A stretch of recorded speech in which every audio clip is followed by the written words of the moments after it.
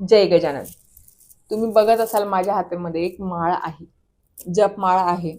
आपण माळ जप कशानेही करू शकतो. ही रुद्राक्षाची माळ आहे.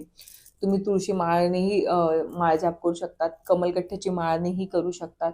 वैजंती माळानेही करू शकतात. स्फटिकची माळ असते त्याच्यानेही करू शकतात. म्हणजे तुम्हाला जे सोयीस्कर पटेल, तुमच्या आतून, तुमच्या मनातून तुमची जी इच्छा असेल, ज्या माळवर तुम्हाला माळ जप करायची आहे, त्याच्यावर तुम्ही करू शकतात. फक्त कंडिशन एकच आहे की आपल्या जपमाळेला गळ्यात घालू नये, कुणालाही हात लावू देऊ नये. सोन्या चांदीच्या माळेपेक्षा, सोन्या चांदीच्या वस्तूपेक्षा तुम्हाला तुमची माळ खूप जपायची आहे. ह्या गोष्टी तुम्हाला लक्षात ठेवायच्या आहेत. असं नाही की कुठेही ठेवून दिली, कशीही ठेवून दिली, काहीही केलं, भग्न होते. आणि तुम्ही त्याच्यावर मंत्र जाप केलेला असतो म्हणूनही तुम्हाला ही वेअर करायची नाही, म्हणजे घालायची नाही. त्याचा तुम्हाला, कारण तुम्ही तेवढी एनर्जी सहन करू शकणार नाहीत. तुम्हाला त्याचे दुष्परिणाम जाणवतील. बॉडी पेन होणं, आजारी पडणं, ह्या काही गोष्टी होतील आणि होतात. उगाच रिस्क घेऊ नका. आणि हो, आता आपण हे बघणार आहोत की माळजपची योग्य पद्धत. आता भरपूर जणांचं म्हणणं असतं माळजप इकडच्या साईडला आपण मणी घ्यायचे की तिकडे टाकायचे.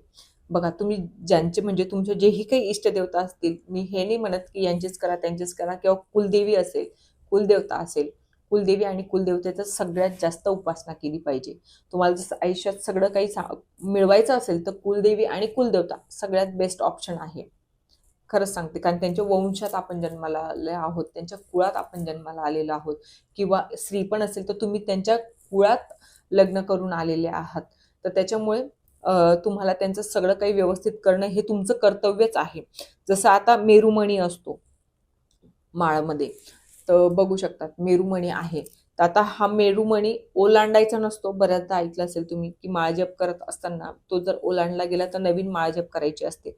आता जर तुम्हाला तुमच्या इष्टदेवतेला ताकद द्यायची असेल माळजप करून, तर तुम्ही मणी अशा प्रकारे, म्हणजे सगळ्यात अगोदर तर ही मुद्रा असते, तर तुम्हाला तिकडे टाकायचे आहेत मणी, अशी पुढच्या साईडला.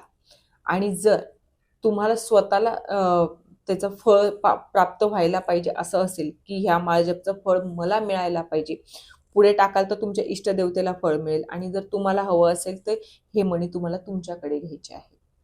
लक्षात ठेवा, इंडेक्स फिंगर टच व्हायला नको, एवढी गोष्ट लक्षात ठेवायची आहे. ह्याच पोझिशनमध्ये माळजप करायची आहे आणि मणी तुम्हाला तुमच्याकडे घ्यायचे असेल. जर तुम्हाला प्रोटेक्शन हवं असेल, जर तुम्हाला तुमच्या देवाला प्रोटेक्शन द्यायचं असेल, तर मग मात्र ह्या पद्धतीने. व्हिडिओ आवडला असेल तर लाईक, शेअर, सबस्क्राईब करायला विसरू नका. जय गजानन.